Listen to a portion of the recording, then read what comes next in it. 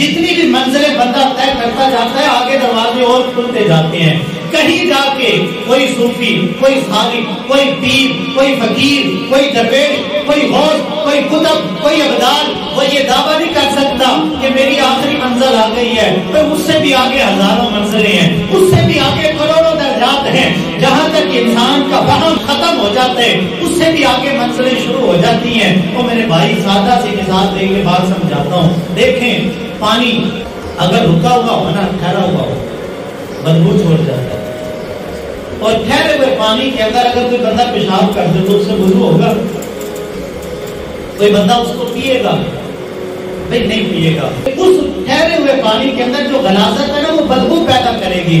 بلکہ غلاظت نہ بھی آئے تو ٹھہرا ہوا پانی بذات خود بدبو پیدا کر دیتا ہے، کیونکہ وہ رکا ہوا ہے، اس کے اندر آگے بڑھنا نہیں ہے. میرے بھائی آگے بڑھنا. اور پھر دوسری مثال ہی لے لیں کہ ایک دریا بہتا ہوگا، یا آزاد کشمیر کی طرف چلے جائیں، یہاں پہ جو ندی نالے بہتے ہیں وہ صاف ستھرا پانی ہوتا ہے. اس بہتے ہوئے پانی کے اندر ایک بندہ کچھ پیچھے کھڑا ہو کے پیشاب کر دے اور اس سے چند قدم آگے جا کے ایک بندہ بیٹھا ہوا وضو کر رہا ہے، اور اس سے آگے جا کے ایک بندہ پانی بھی پی رہا ہے وہاں سے.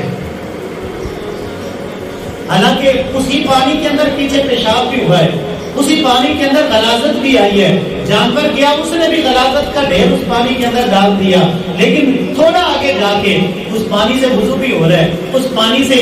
اور پھر اس پانی سے وضو کرنا جائز بھی ہے اور پیا بھی جا رہا ہے. پینے والے کو اس میں بدبو بھی نہیں آ رہی، پینے والے کو اس کے ذائقے کے اندر کوئی تبدیلی بھی محسوس نہیں ہو رہی. بھئی کیوں؟ سبب یہ ہے کہ آگے بڑھنے کی وجہ سے اس کے اندر جتنی غلاظتیں تھیں وہ رفع ہو گئی، ناپاکیاں پاکیوں کے اندر بدل گئی. ناپاک پانی کا وہ حصہ پاکیزہ پانی کے اندر تبدیل ہو گیا. اور میرے بھائی آگے بڑھنے کا معاملہ اور مرحلہ اللہ کو اتنا پسند ہے کہ اگر پانی کے اندر غلاظت بھی گر جائے نا، چند قدم آگے جانے کی وجہ سے اللہ اس کو پاک کر دیتا ہے.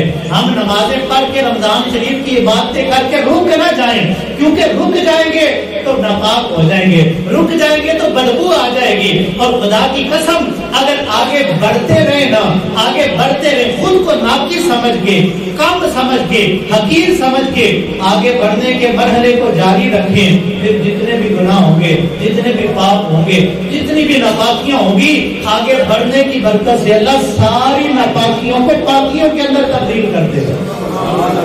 اللہ کا قرآن اس پہ شاہد ہے. فَأُولَٰئِكَ يُبَدِّلُ اللَّهُ سَيِّئَاتِهِمْ حَسَنَاتٍ. فرمایا بندہ توبہ کرے، اللہ کی بارگاہ کے اندر اپنی سابقہ زندگی پہ ندامت کا اظہار کر کے توبہ کر کے خود کو آگے بڑھائے.